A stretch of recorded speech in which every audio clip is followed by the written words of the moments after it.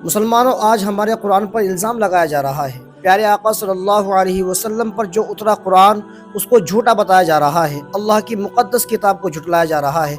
कैसे बेअदबी की जा रही है। ज़रा इस मनहूस को, इस नापाक मनी के कतरे को देख लें। ये कुरान शरीफ है, हमारी कुरान शरीफ, भाई इसका नाम है कुरान शरीफ। लेकिन ये इसमें यार एक भी इतनी दिन से मैं पढ़ रहा हूँ, इसमें एक भी शरीफ वाली बात है ही ना। मुझे ऐसा लगता है कि अगर आपको आतंकवादी बनना है तो आपको ये जरूर पढ़नी चाहिए, बहुत जरूरी है आपको आतंकवादी बनने के लिए, पढ़ने के लिए। और इसके लिए मुझे अफसोस की बात है कि भारत सरकार मदरसे चलवा रही है इसको पढ़ाने के लिए कि इसको पढ़ के ही आतंकवादी बनता है। इसमें साफ साफ लिखा है कि आधी से ज्यादा किताब जितनी हमने आधी पढ़ रखी, लगभग आधी समथिंग पढ़ ली है एक महीने में।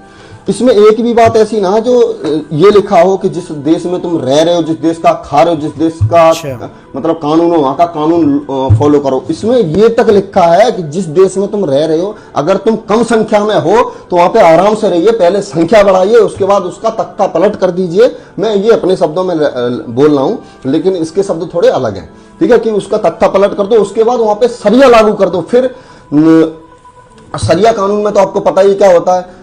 अगर आपको और इसका एक और फायदा बताता हूं मैं, अगर आपको आतंकवादी बनना है इसको पढ़ लीजिए। अगर आपको 7 साल की बच्ची में अगर अपनी बेगम दिख जाए ना, तो वजह पता क्या यो है, जैसे मोहम्मद को दिखी थी ये।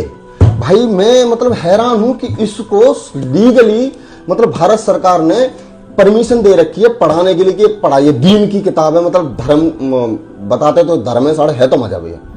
मजहब की मतलब ऐसी किताब कौन सी है जिसमें आतंकवादी बनाने की पूरी ट्रेनिंग दी जा रही, देशद्रोही बनाने की पूरी ट्रेनिंग दी जा रही। इसमें साफ साफ लिखा है कि इस्लाम में किसी देश का कानून मानना सरासर मजहब के खिलाफ है, और वो क्या बोलते हैं, नापाक है। और अरे एक और वर्ड यूज करते हैं, क्या नाम बोलते हैं उसको, हराम है। मतलब किसी देश का कानून मानना इस्लाम में हराम है।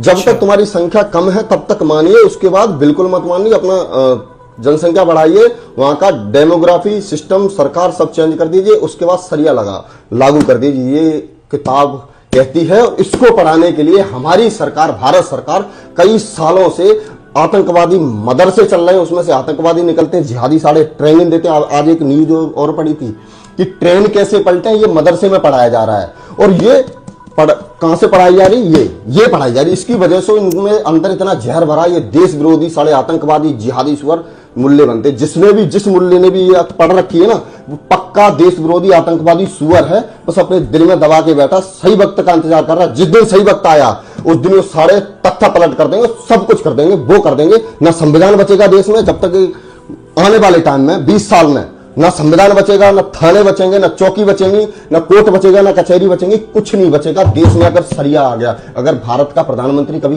गलती से भी मुल्ला बन गया तो जय श्री राम। मैं इतना ही कहूंगा भैया कि इसको जल्दी से जल्दी बैन करवा दीजिए। ये बड़ी खतरनाक किताब है, मैंने पढ़ी है, भाई आप भी पढ़ो, आपकी आंखें खुल जाएंगी इसको पढ़ने के बाद। बहुत मतलब भयानक वो है कि षड्यंत्र है ये, काफिरों के खिलाफ ये षड्यंत्र है। काफिर सिर्फ हम ही हिंदू ना है, सारे भीमांड नीलांड तुम भी हो, ध्यान रखियो।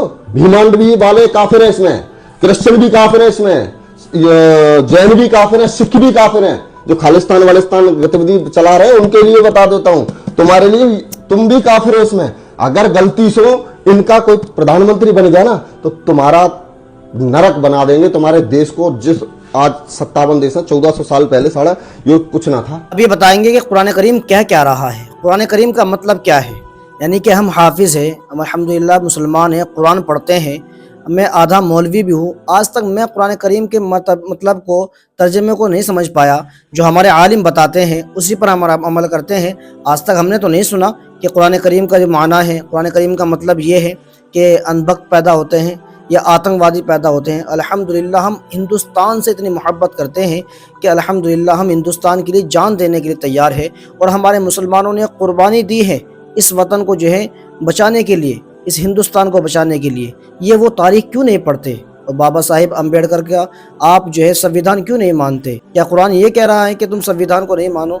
अगर कुरान ये कहता कि तुम हिंदुस्तान के संविधान को, कानून को नहीं मानो, तो हम 26 जनवरी को क्यों सेलिब्रेट करते, क्यों 15 अगस्त को हम जश्न आज़ादी, हिंदुस्तान के आज़ाद होने की खुशी मनाते। फिर तो हम अपने इस्लाम से आगे बढ़ गए।